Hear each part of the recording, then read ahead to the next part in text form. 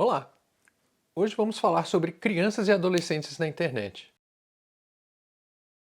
E já começando com o aviso que a ideia aqui é mais começar um debate do que apresentar uma solução definitiva ou certezas absolutas. A ideia é até produzir mais perguntas do que respostas. No meu vídeo anterior eu falei sobre uma polêmica da decisão do governo australiano de proibir redes sociais para menores de 16 anos.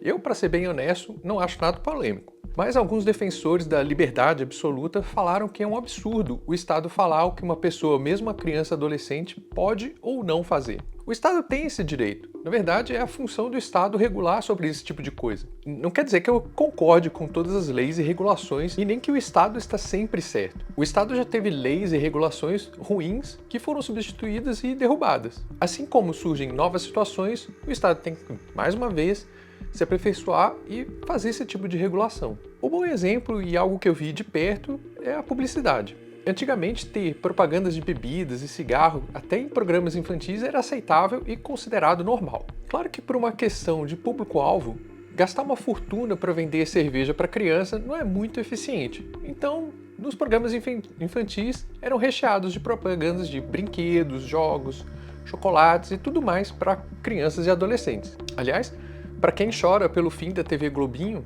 foi justamente a regulação da propaganda para o público infantil que fez acabar com os programas infantis. A audiência era maravilhosa, porém não tinham mais anunciantes. E sem anunciantes, sem programa.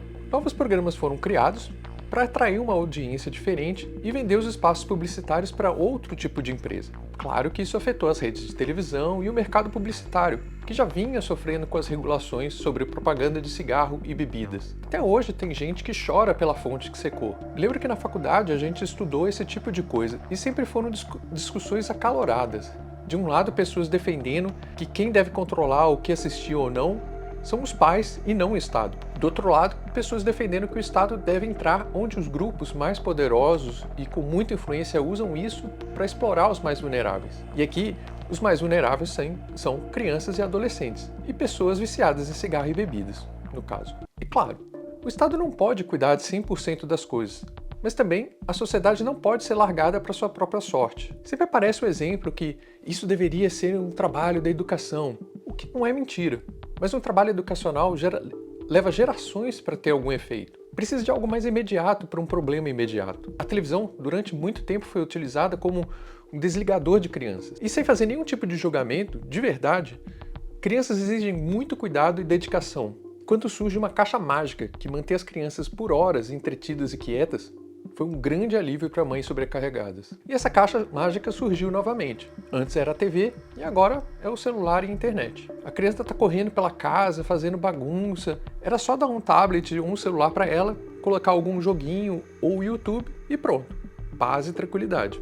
A diferença básica aqui é que a TV, por ser um grande trambolho no meio da sala, era mais fácil de controlar. Ainda mais na época que era muito raro ter mais de uma TV na casa das pessoas. O celular aí já muda bastante. É portátil, é útil, e é útil para outras coisas além do acesso da internet. Então foi meio natural que as crianças e adolescentes tivessem acesso até mesmo um aparelho próprio. Com o celular na mão, ficou fácil de criar uma conta em qualquer rede social ou ter acesso a qualquer tipo de conteúdo.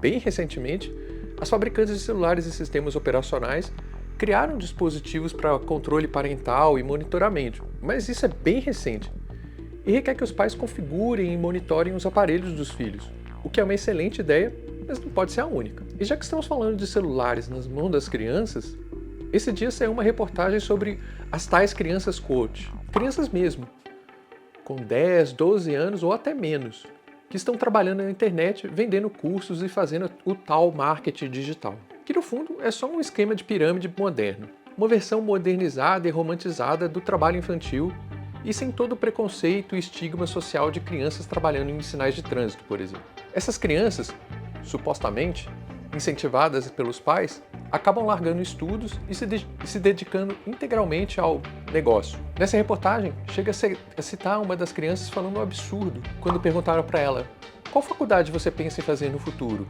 E aí?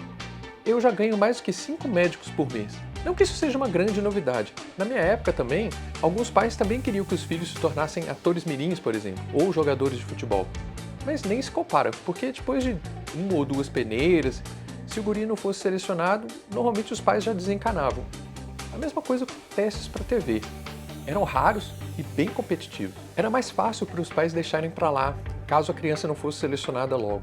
A diferença é que hoje em dia a internet dá a ilusão que é tudo muito fácil. É só ter um celular e pronto. É só se dedicar, acordar às 5 horas da manhã, tomar um banho gelado que você consegue. Inclusive também nessa reportagem mostra a fala de uma das crianças. Eu não me garanto em muita coisa, mas coloco um celular na minha mão para você ver se eu não faço 50 mil num mês, dando a entender que é acessível e qualquer um vai conseguir faturar esse valor. E aí que entra o Estado e a regulação do meio.